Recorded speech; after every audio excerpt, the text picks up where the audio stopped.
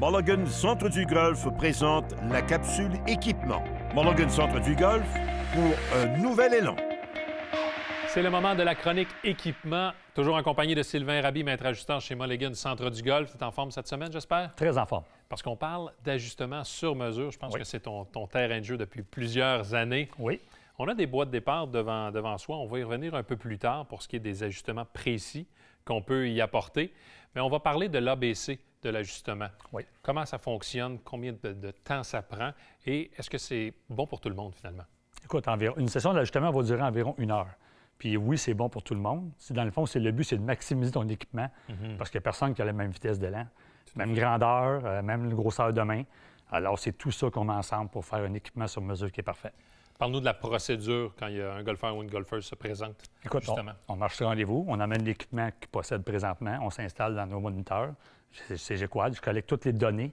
Après ça, on analyse tout ça ensemble. Je pose des questions, une petite interview pour savoir le handicap, comment il frappe son fer 7, exemple, comment de parties qu'il joue, les misses, c'est à droite ou à gauche qui manque souvent. On fait tout un melting pot de ça, puis ça va donner un équipement fait parfaitement pour lui. Donc, il n'y aura pas besoin d'adapter son élan pour son équipement. On va adapter l'équipement pour son élan. Excellent. Pour ce qui est des composantes qu'on peut ajuster dans un bâton, sans parler nécessairement des bois de départ, tu as parlé de la prise. Qu'est-ce qui peut changer? Écoute, grosseur de prise. Quelqu'un, exemple, qui fait beaucoup de crochets intérieurs, on va grossir un petit peu la grippe. Quelqu'un qui a des petites mains, on s'entend que si la prise est trop grosse, il va serrer le bâton beaucoup.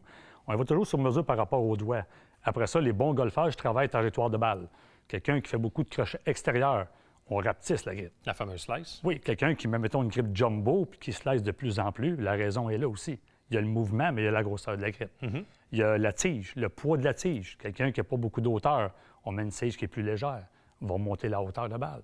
Un bon golfeur qui est très rapide, qui spinne beaucoup, on va avoir une tige plus lourde. Une tige plus lourde, automatiquement, baisser ses balles. Le lob va être différent aussi. Est-ce que la longueur de la tige peut influencer aussi? Très important, c'est qu'en mettant un tape au niveau de la face du bâton, s'il frappe sur le talon trop court, trop long, fait qu'on va s'ajuster avec ça. Quelqu'un de 6 pieds 4, 6 pieds 3, 6 pieds 4, on va rallonger le bâton. C'est tout cet ensemble de choses-là qui fait qu'on maximise l'équipement du golfeur. Donc, pour y aller d'un ajustement complet, évidemment, il faut aller voir un spécialiste un peu comme toi. Maintenant, je veux parler des bois de départ parce que la majorité des golfeurs et golfeuses peuvent faire l'achat de bois de départ qui ont des ajustements et qui peuvent eux-mêmes ajuster, que ce soit des poids amovibles ou des tiges à l'embout ajustables. On va commencer avec des poids amovibles qui sont sur le dessus. Il y a quelques modèles cette année. Il y en a de moins en moins. Ça, par exemple, c'est le Stealth de TaylorMade. Le fameux Stealth Plus. Alors, exemple, le poids qui est ici, si on le laisse au centre, ça va donner beaucoup moins de spin. Quelqu'un qui a un crochet extérieur, on va descendre le poids au niveau du talon. Ça va corriger. Quelqu'un qui fait un crochet intérieur, on va mettre le poids sur le bout de l'orteil. Ça va retarder la face un petit peu à l'impact. Donc, plus la différence peut être notoire, comme sur un rail ici, ou par exemple ici, le modèle féminin de Cobra, on voit vraiment là, le poids qui est directement au talon ou complètement à l'extrémité. Là, on vient vraiment influencer. Oui, puis dans ce cas ici, on a 2 poids différents. Alors, le plus lourd au niveau du talon va couper le crochet extérieur.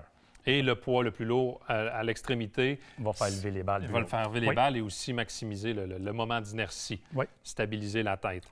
C'est pour les poids. Et comme je l'ai mentionné, là, il y a de moins en moins de modèles qui proposent des poids amovibles. Mais il y en a quand même quelques-uns. Et là, je veux terminer avec la tige de l'embout ajustable qui est dans les bois de départ. Il y a les bois d'allée, mais il y a aussi les bois hybrides, quelques modèles. Les bâtons hybrides, pardon. Chez Cobra et chez TaylorMade, on n'a qu'un seul embout, alors que chez Titleist et chez Callaway, on a 2 dagues, en fait. Oui, ce qui fait 16 positions différentes. Tandis que TaylorMade, par exemple, et Cobra, on a 8 positions. Oui, puis n'oubliez pas une chose, c'est que quand on monte un loft, mettons qu'on va au niveau du plus, le bâton ne va pas ouvrir comme ceci. La face va venir fermer. Donc, si vous avez un 10, 10 et demi, puis on veut l'augmenter, on ne peut pas simplement... le bâton ne fera pas ça ici. Fait que souvent, quelqu'un qui a un énorme crochet extérieur, je vais y mettre le poids sur le talon et en plus, je vais monter de plus 2 le loft. Ce qui va faire fermer la face et dans un sens, ouvrir légèrement, mais fermer.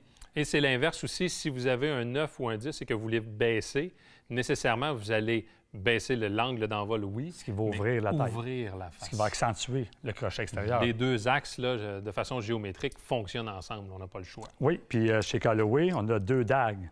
L'avantage de ceci, c'est que si vous jouez avec une grippe... Avec des alignements? Avec des alignements comme ici, avec les 2 dagues, l'alignement ne changera pas. Alors, quand je vais jouer avec les dagues ici, j'installe le bâton, mon alignement va toujours être identique à l'avant. Peu importe. Peu importe la grippe qu'on va choisir, peu importe l'angle qu'on va choisir, la sélection. C'est super intéressant, Sylvain. Toujours un plaisir de parler d'ajustement avec toi. On se voit la semaine prochaine? Oui. Et on va parler des nouveautés du côté des bois d'allée.